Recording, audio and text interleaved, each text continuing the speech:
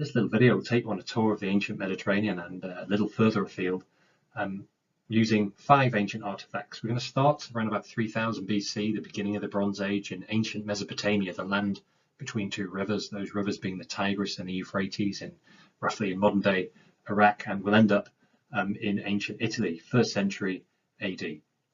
The artifacts themselves, they're by no means definitive museum pieces, but they happen to be pieces that I own myself, and I just like to use them for educational means in this manner. It's a really good starting point for discussion to ask a couple of questions. Firstly, is the owning of antiquities even allowed? And secondly, if it is, how ethical is it? The last few hundred years have seen the ancient art market flooded with not only artifacts that have been obtained illegally from country of origin and subsequently smuggled out, but also fakes of varying degrees of quality. The ownership, in short, of antiquities is allowed, but of course, is the means by which they're taken away from the ground or from perhaps the local ownership.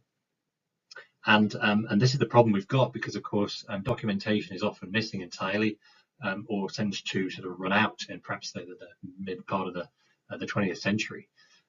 The Elgin marbles is a really good example of the kind of the problems this poses, and the picture of them is on the right there. These statues were taken from the Parthenon, from a frieze that run around the top of the temple on the Acropolis. They were removed in the early 1800s by Lord Elgin, who claimed that he had official permission from the then Turkish government, but no such permission has ever been satisfactorily proved. Since then, they've been a source of bitter dispute between Greek and British authorities, but they are currently very much at home in the British Museum and don't really show any signs of being repatriated anytime soon. The 5 antiques that you're going to see are clearly have been obtained legally.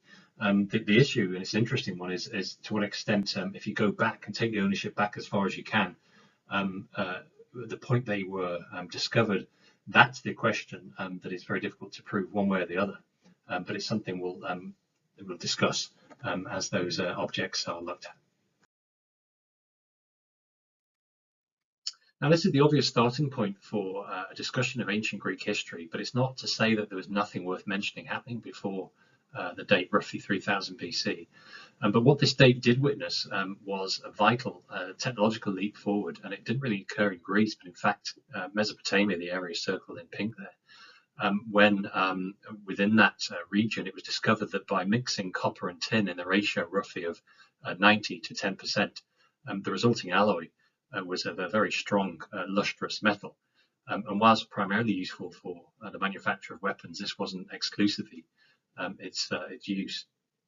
Example here is of a very elaborately inlaid dagger from Mycenae in mainland Greece. This would not be the sort of item that most people would be going equipped with as a sidearm. It's clearly a status symbol from the aristocracy, but what it does show is also an artistic leap forward.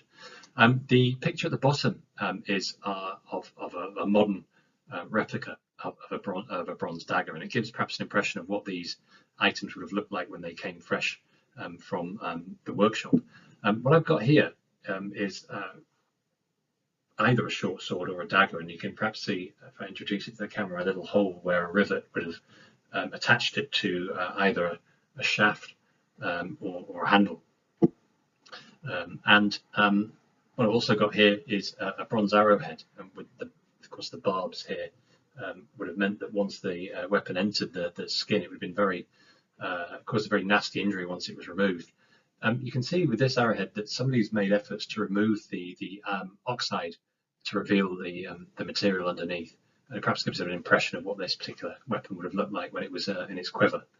Unfortunately, these 2 artifacts are very likely to have come from a region just north of the area circled called Luristan, and the art market in the 1930s was flooded with artifacts probably illegally obtained from this very region. So I think it is incumbent on people that own these to sort of not trade on from this point and try and make any profit out of them, but obviously, as I mentioned before, use them for educational purposes. forward 1500 years or so now, we find ourselves in mainland Greece, the Mycenaean period, so called after the principal stronghold of these people at Mycenae here, but other strongholds throughout mainland Greece as well. The Mycenaeans were by no means the only or the most dominant period people from this sort of Bronze Age. They established dominance really for a period of a few hundred years, particularly from 1500 to 1100, but actually their presence can be felt archaeologically a couple of hundred years before this. Very roughly, from 2000 to 1500 BC, we can say that the other name in this period was belongs to the Minoan civilization based on Crete, indicated by that other arrow there. And they take their name from the legendary king Minos, resident at the palace of Knossos, excavated in the first part of the first years of the 20th century. Now the stirrup jar here is called a stirrup jar because the handle, unsurprisingly, looks like a stirrup. But these things turn up all over parts of the Aegean and also the Mediterranean. So we see them here in Crete, also Cyprus, even as far afield as Egypt and the Levant here. And it just shows their preparedness to take to the seas, not only for trade, but also to establish a kind of an aggressive presence within this region. The jar itself probably would have contained perfumes, perhaps high-grade olive oil, and it's this nozzle here from which that would have been poured. And I've got an example here myself. Clearly nothing as expensive as this museum piece you can see here. Pretty small. You can just manage to get your two sort of fingers within the stirrup there, and probably pour it in that way. Now you can see here that the bands are not perfectly concentric. They're pretty crude, truth be told, and hence the potter would have been probably under some pressure to produce these in volume rather than in quality. But nevertheless, what I really like about this is that it belongs to the period also known as the Age of Heroes.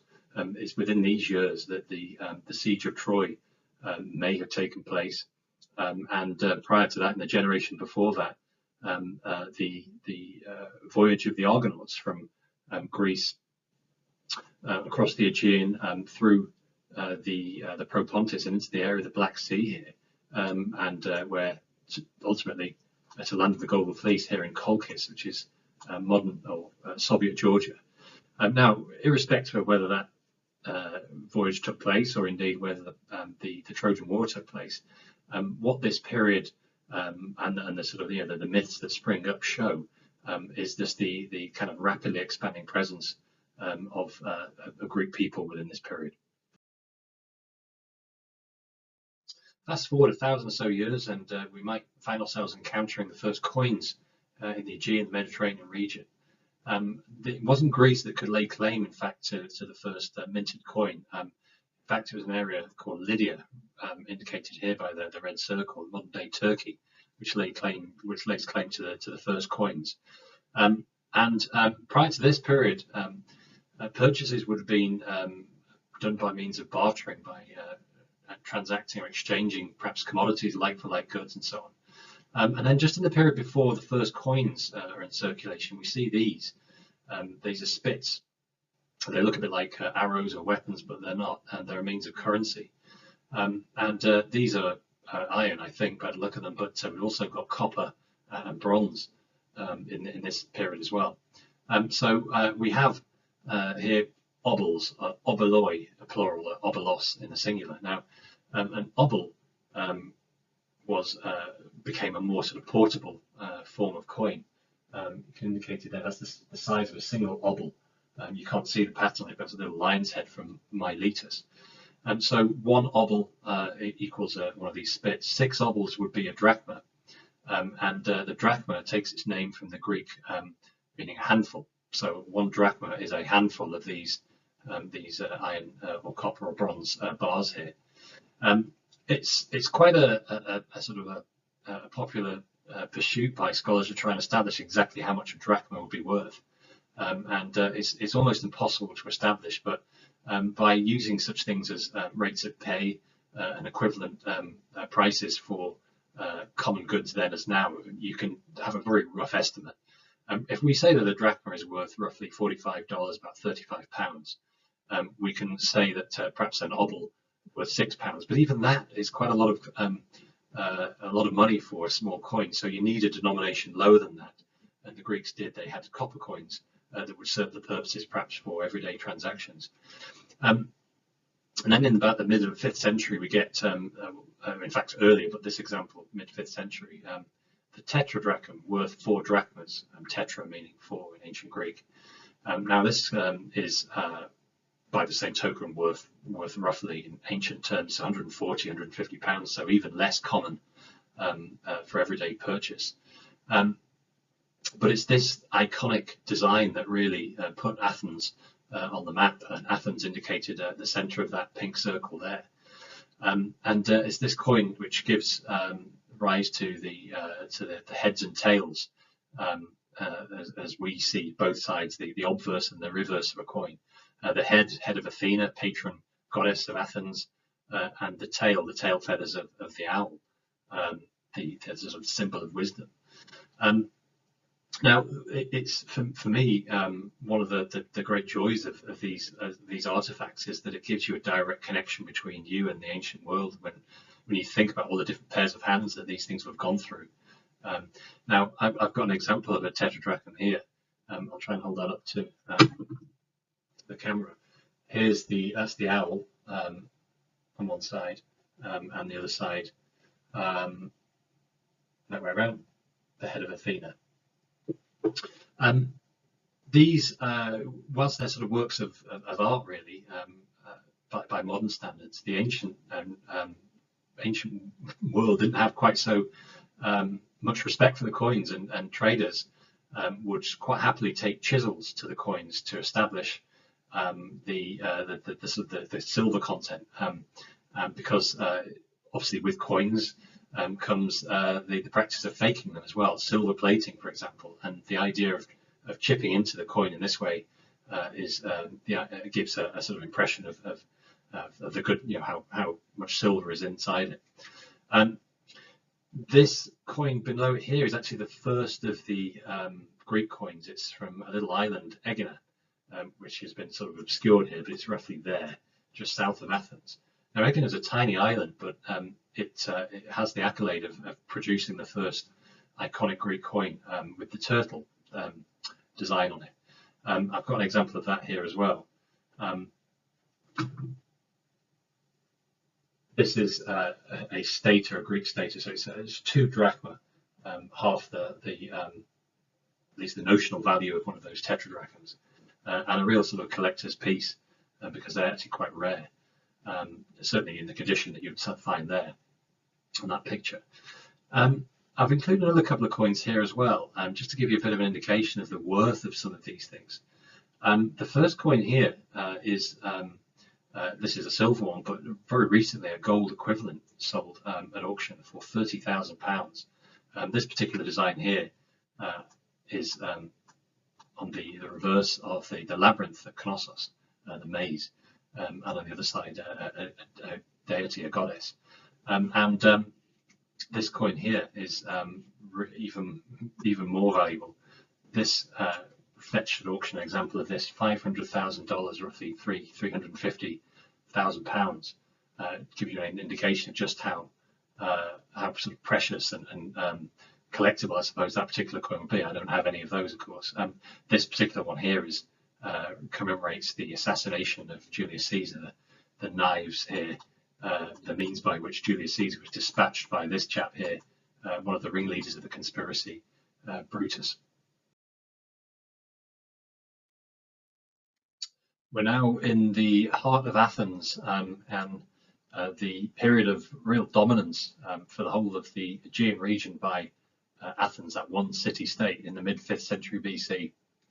And the item I've chosen to represent that is a lekythos, which is an oil flask. It doesn't look like much. I'll show you the size in just a second. But this is really an example of fine art. This one is a white ground one. It takes its name from the slip that's used prior to firing to give it a little white glaze, probably to try and copy a sort of a marble effect, or try and emulate a marble effect. And they're used really for for pouring of oil into the floor as a sort of offering to the dead. And for that reason, you'll see a lot of the depictions on them are of funeral scenes. The one on the left, we've got it looks like two men. I could be wrong. The one on the left is slightly out of view, but visiting the grave of a fallen warrior, usually. And the one on the right there is of Charon, the ferryman. He's not the skeletal form here that kind of beloved of modern day sort of imagery, but you can see him plying his little ferry across the river Styx there. Now these were used as probably to sort of for funeral purposes, but much larger versions of them made from marble were probably used for actual gravestones themselves. The picture there is of a region of ancient Athens just north of the Acropolis called the Keramikos, and we get the word ceramic from there. This is the potter's region of Athens, but it's also the cemetery. And the idea in the mid-5th century, at the height of Athenian democracy, is that everyone has access to, everyone can sort of honor their dead in equal ways, irrespective of how much money you can spend on funerals and monuments and so on. The idea is to try and level the playing field in keeping with the fact that the people, the demos, now have, at least in theory, equal power, kratos, demokratia, hence, with the aristocratic elite. My version is somewhat more humble than these two. These are really good museum sort of standard pieces and they'd fetch many thousands of pounds. This one didn't, but it's nonetheless still quite a nice collector's item there. So you can sort of see the size of it. They're not big at all, and you just simply pour the oil. In fact, an X-ray shows that actually only a small portion of this is hollow. The rest of it is kind of solid. This particular one, you won't see any funeral depictions on here. This seems to be a sort of fairly standard latticed fig leaf kind of effect. So likely this kind of thing will be produced in workshops for people less able to afford the more kind of elaborate ones that you can see in these two pictures here. So for the final stop on the tour of the ancient world, we're hopping over from central Greece to Rome and leapfrogging the Adriatic Sea. Now, oil lamps have their origin a heck of a lot earlier than the 1st century BC, of course. They're very basic designs at their heart, but the particular example we're looking at will belong to the 1st century BC, and perhaps a couple from the 1st century AD, so that period of a kind of golden age of Roman history. Now this clearly shows gladiatorial combat, and it's a pretty well made one as well, and it's tempting to think that this would have been a souvenir perhaps from a context at one of the bigger venues, perhaps even the Colosseum itself. And the design would certainly suggest a central Italian origin. You can see as well on this the blackened spout here from persistent usage in the ancient world. This hole here would be the fill hole. That's where the oil, generally olive oil, would be decanted into the chamber to provide a sort of reservoir, but not for many more than a few hours really. I think this is nice. It's a takeaway every time you sort of the owner would go and or the slave indeed would go and light the lamp. They're minded of their fun day out, and some of the images, whole range of mythological scenes, some of them erotic scenes, but the one that I think is quite a clever one is of the ceremonies of the freeing of slaves, the process known as manomissio. And certainly in the bigger houses, perhaps in Rome, you've got teams of slaves going about their business of lighting the lamps towards dusk, and their face is constantly drawn to that design. It's tempting to think that maybe the owners encouraging that continued good work, good behaviour, as it were, and it could well be them going through the very same process depicted on the lamps. Next picture here is I've included this just to show the makers' names on the bases of these lamps, not all of them, but some of them, and it gives archaeologists a very clear clue about where these the particular lamps were made, in addition to the designs and the shapes and so on. I've got an example of that here. Maybe see here, communis is slightly abbreviated there, but communis as a manufactory which seems to have been based around about the sort of region of Pompeii. Another lamp here, and you can see the clear similarities between the design for this and the one in the image with gladiators. So again, 1st century AD. The particular design on this one is of a statue of a goddess, and perhaps we're invited to think that when you sort of light that lamp, you're also kind of activating perhaps the numinous power of the goddess depicted on it. Now this looks like a replica lamp, but it does give an impression of just how weak these lights are. That they're no more powerful than a modern day inexpensive tea light. And as with tea lights, so with these ancient lamps, to actually make any impact upon the shadows of the evening, you've got to light a heck of a lot of these lamps. And of course that poses certain other issues in terms of representing a fire hazard. And they were clearly very common occurrences, major conflagrations in ancient Rome, and as there were in lots of tightly packed, highly flammable pre-industrial cities. So there we have it. That's just five artifacts from my little collection. But part of the beauty of studying the ancient world is that you can select any items from pretty much anywhere, any time, any place, and form a sort of a narrative as to the origin of it and the people that were perhaps involved in both the making of it and also the subsequent ownership of it. And I think that for me was always the great draw of studying the ancient world.